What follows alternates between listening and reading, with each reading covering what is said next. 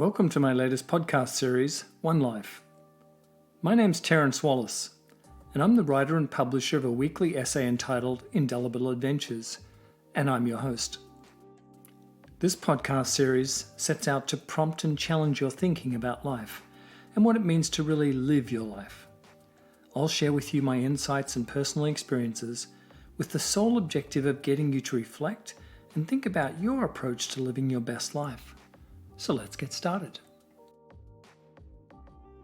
This week's special guest is a good friend of mine, Michael Warfield, who I've known for some 15 years.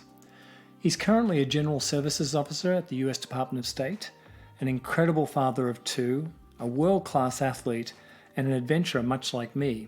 But I think, Michael, you'll do a better job of introducing yourself, so perhaps over to you. Terence, thank you for having me on your podcast today. My name is Michael Warfield. After spending over a decade as a management consultant, I decided to change careers completely. For the last 12 years, I've served my country as a Foreign Service Officer, where I help create a more secure, democratic, and prosperous world for the benefits of the American people and the international community. For over 20 years now, I've traveled the globe both personally and professionally, and every day look forward to living my best life. Awesome. Thanks, Michael.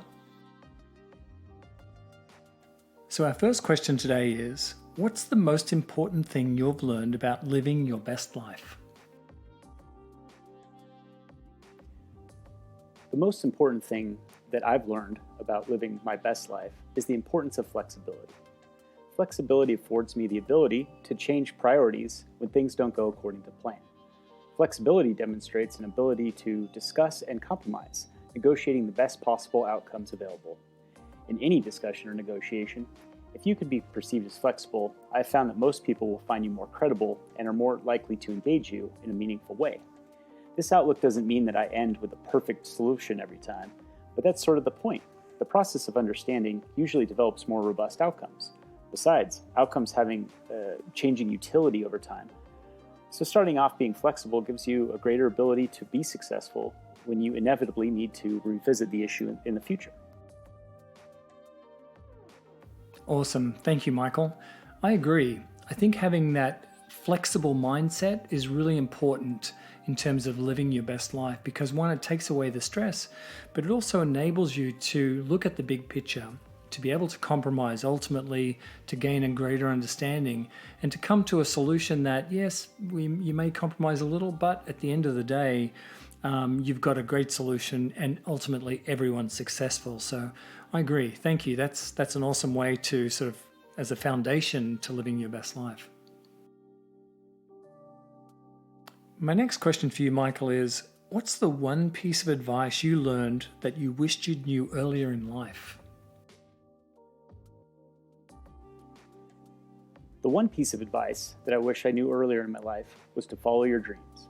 I believe I spent a great deal of time in my late teens and early 20s focusing on making money and following a career that wasn't 100% aligned with what I believed in.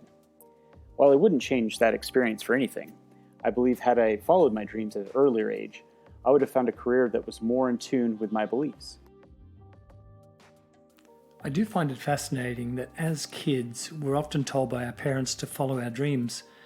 But as we age, we often jettison those dreams to, as you say, Michael, to build a career or make money. And it's only as we age that we yearn to follow our dreams once again. And whether it's part-time or full-time, it's irrelevant. However, I do believe that life has a funny way of providing us opportunities to try again and follow our dreams. I know I've encouraged my kids, Zach and Sam, to follow their dreams, and I'm sure you've done exactly the same with your kids as well, Michael. Ultimately, I think a lot more people would be happier and more contented in their lives if they actually took your advice.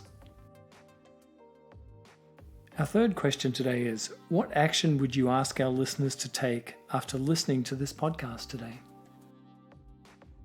For any listener out there who isn't already doing so, I'd highly recommend going out there and trying something new, diving in head first. Apart from exercising some new muscles, or maybe even firing some new part of your brain, you'll certainly meet new people who will likely have much different perspectives than you currently have. I find that a continual learning process helps me keep things fresh and new, even if I end up not sticking with some new hobby or pastime for very long. And I'm not just giving this advice, I take it as well. I'm on to my next assignment and will spend the next year of my life immersed in learning a completely new language, ahead of moving to an entirely new part of the world that I've never visited before. Thanks, Michael. Yes, you certainly bring up an excellent point around continually learning and trying something new. I think to broaden our horizons and learn new skills, whether it's physical, mental, or emotional skills, all really important. And as you say, meeting new people with those different perspectives and experiences is vital and a bit of a sort of the spice of life, if you will.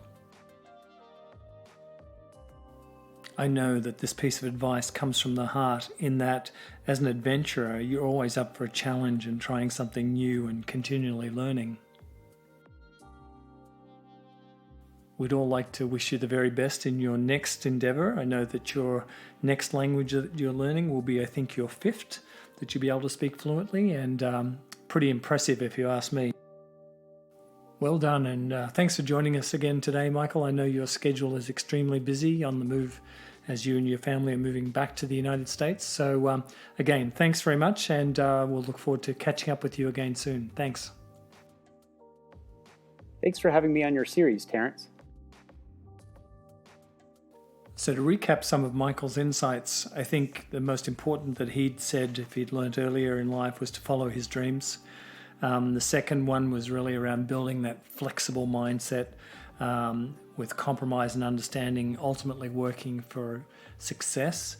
And I think the last piece really was around continual learning and trying something new, keeping it fresh, meeting new people with different perspectives and so on. So again, great advice, really lovely insights from Michael, and I really appreciate him joining us today. Thank you. If you'd like to learn more about Indelible Adventures and the products and services we provide, please take a moment to visit the website at www.indelibleadventures.com. Indelible Adventures is one word.